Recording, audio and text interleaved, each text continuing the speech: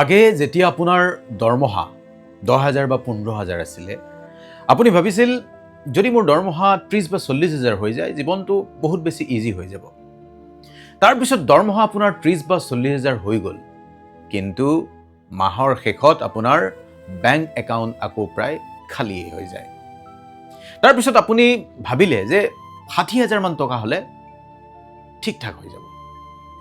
কিন্তু 60,000 যেতিয়া হৈ যায়, একেই কাহিনী হয়। টকা আপোনাৰ আহে আৰু কলৈ যায় আপুনিও গম নাপায়, কলৈ গৈ আছে। প্ৰশ্নটো হ'ল, সমস্যাটো আপোনাৰ কম উপাৰ্জনত নে টকাৰ লগত সম্পৰ্কত? আজিৰ এই কথাখিনিত আমি জানিম, টকা অহাৰ পিছতো টকা আপোনাৰ হাতত কিয় নাথাকে। এই 5টা ভুল যদি আপুনিও কৰি আছে, তেন্তে হয়তো আপোনাৰ সমস্যাটো আজিয়েই ধৰা পৰিব। গতিকে পলম নকৰি 1 নম্বৰ কাৰণটো কৈছোঁ, লাইফষ্টাইল ইনফ্লেশ্যন। প্ৰথম দৰমহা পোৱাৰ দিনটো আপোনাৰ মনত আছেনে? সেই সময়ত টকা 8,000ত মানুহে মাহটো চলিছিল পৰিয়াল সহিতে। কিন্তু আজি দৰমহা 5 গুণ যদি আপোনাৰ বাঢ়ি গৈছে, সঞ্চয় হয়তো আগতকৈ কম। কিয় জানে? কাৰণ দৰমহা যেতিয়া বাঢ়ি যায়, প্ৰয়োজন বাঢ়ি যায় এনেকুৱা নহয়, ইচ্ছাবোৰ বাঢ়ে। আগে আপোনাৰ ফোন আছিল 10,000 টকা দামৰ, আৰু এতিয়া আপোনাৰ ফোন লাগে 30 বা 40,000 টকীয়া। আগতে আপোনাৰ মটৰচাইকেল এখন আছিল 2চকীয়া, এতিয়া আপোনাৰ 4চকীয়া এখন লাগে। আগতে ৰেষ্টুৰেণ্টত আপুনি মাহত এবাৰ গৈছিল, এতিয়া প্ৰায় উইকেণ্ডত আপোনাৰ যাবৰ মন যায়। এইটো এটা চাইকলজিয়ে কয় লাইফষ্টাইল ইনফ্লেশ্যন। আপোনাৰ ইনকাম বাঢ়ি যায়, কিন্তু লাইফষ্টাইল আৰু দ্ৰুতগতিত বাঢ়ি যায়, যাৰ ফলত কি হয়, টকা পইচা কেতিয়াও আপোনাৰ যথেষ্ট নহয়, যথেষ্ট যেন নালাগে। কাৰণ নম্বৰ 2, EMIৰ এডাল অদৃশ্য শিকলিত আপুনি বান্ধ খাই আছে। EMI বেয়া নহয়, কিন্তু অতি বেছি EMI বেয়া। আপোনাৰ ভৱিষ্যতৰ দৰমহা আজি আপুনি খৰচ কৰি পেলাই, মটৰচাইকেলৰ আপোনাৰ EMI আছে, ফোন আপুনি EMI কৰি লয়, ফাৰ্নিচাৰ কিনে, ক্ৰেডিট কাৰ্ডৰ আপোনাৰ EMI থাকে।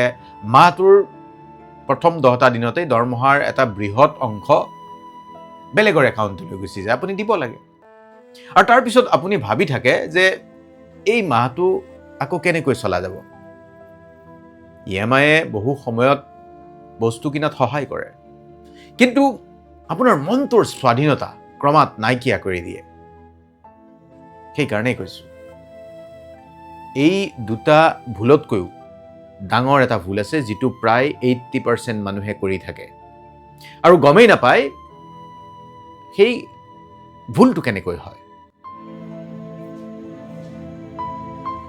ভাবি চাওক, আপোনাৰ দৰমহা যদি অহা মাহৰ পৰা 2 গুণ হৈ যায়, আকৌ কৈছোঁ, আপুনি নিশ্চয়তা দিব পাৰিবনে এবছৰৰ পিছত আপোনাৰ ছেভিংছ ডাবল হৈ যাব? বেছিভাগ মানুহে এই প্ৰশ্নটোৰ উত্তৰ দিব নোৱাৰে। কাৰণটো কি জানে? সমস্যা কেৱল আপোনাৰ ইনকামত নহয়, সমস্যা আপোনাৰ টকা খৰচ কৰাৰ অভ্যাসত, হেবিটত। কাৰণ নম্বৰ 3টো জানি লওক, যি বাকী থাকিব, যিমানখিনি ৰৈ যাব, খৰচ কৰাৰ পিছত সেইখিনি জমা। এইটোৱে আটাইতকৈ বিপদজনক ফাইনেন্সিয়েল হেবিট। যদি মাহৰ আৰম্ভণিতে দৰমহা আহে, ঘৰ ভাড়া আপুনি দিলে, EMI বেলেগ বেলেগ জেগাত গ'ল, শ্বপিং আপুনি কৰিলে, ৰেষ্টুৰেণ্টত আপোনাৰ খাই বৈ অহা হৈ গ'ল, তাৰপিছত মানুহে ভাবে যে যিখিনি টকা জমা হাতত থাকিল, সেইখিনি মই এতিয়া ছেভিংছ কৰিম। মাহৰ শেষত কিডাল বাকী থাকে? ধনী মানুহে কি কৰে জানে? ধনী মানুহে প্ৰথমেই ছেভিংছ, তাৰপিছত তেওঁলোকে যিখিনি বাকী থাকে সেইখিনি খৰচ কৰে। আপুনি ক'ব, মোৰ ইমানখিনিয়ে পইচা, মই ইয়াৰ পৰা ছেভিংছ ক'ৰ পৰা কৰিম? পে ইউৰ চেল্ফ ফাৰ্ষ্ট। বিশেষজ্ঞবিলাকে কয়, সৰ্বপ্ৰথম আপোনাৰ ভৱিষ্যতক টকা দিয়ক, তাৰপিছত বাকী পৃথিৱীক। আপুনি কনজুজ হ'ব নালাগে।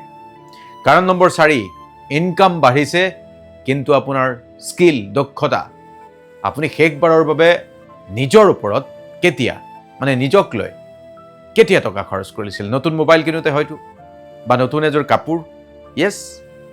কিন্তু নতুন স্কিল আপুনি বা নতুন এটা কোৰ্চ, নিজকে আপলিফ্ট কৰিবলৈ, নতুন জ্ঞান এটা পাবলৈ মানুহে বছৰত টকা 30,000ৰ আইফোন এটা কিনে, ক্ষমা কৰিব, আইফোন নহয়, কিবা এটা কিনে ফোন, কিন্তু টকা ৩,০০০ খৰচ কৰি কিবা এটা কোৰ্চ কৰিবলৈ ৫ বাৰ ভাবে। ফোনটোৱে আপোনাক ইমপ্ৰেছ কৰিব পাৰে, কিন্তু স্কিল যিটো আপোনাৰ দৰকাৰ সেইটোৱে আপোনাৰ ইনকাম বঢ়াব পাৰে। যি মানুহে নিজৰ ওপৰত ইনভেষ্ট কৰে সেই মানুহৰ ইনকাম সময়ৰ লগে লগে ইনক্ৰিজ হৈ গৈ থাকে। কিন্তু এটা কথা মনত ৰাখিব, এই সকলোবোৰতকৈ ডাঙৰ ভুলটো এতিয়াও আপোনাৰ বাকী আছে।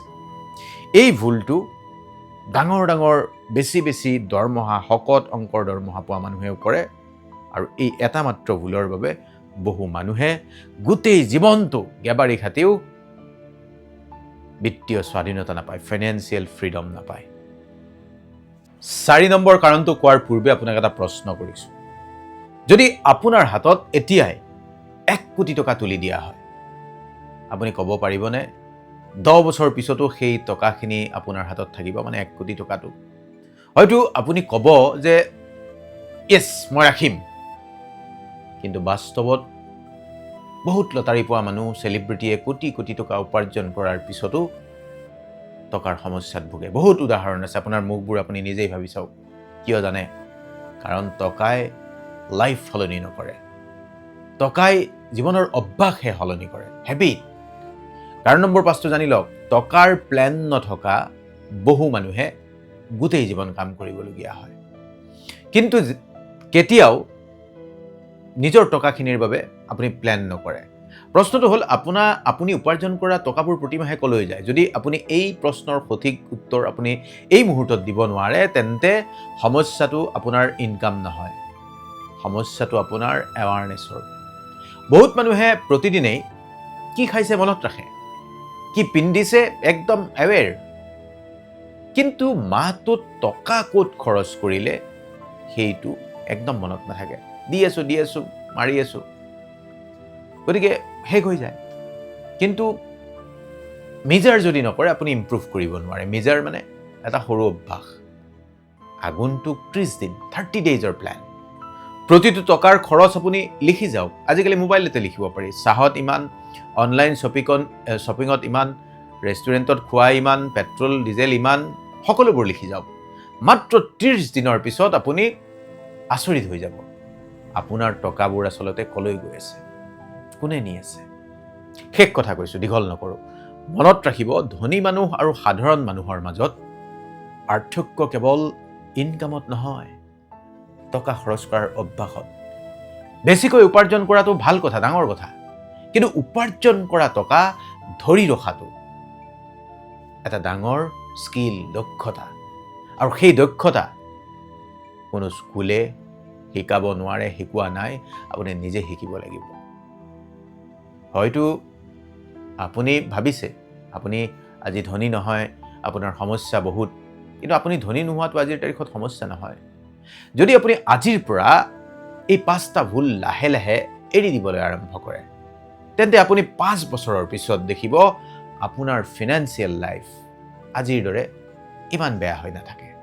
কাৰণ টকা উপাৰ্জন কৰাটো ভাগ্য হ'ব পাৰে, কিন্তু টকা আপুনি জমা কৰি ৰখাটো এটা হেবিট, এটা অভ্যাস।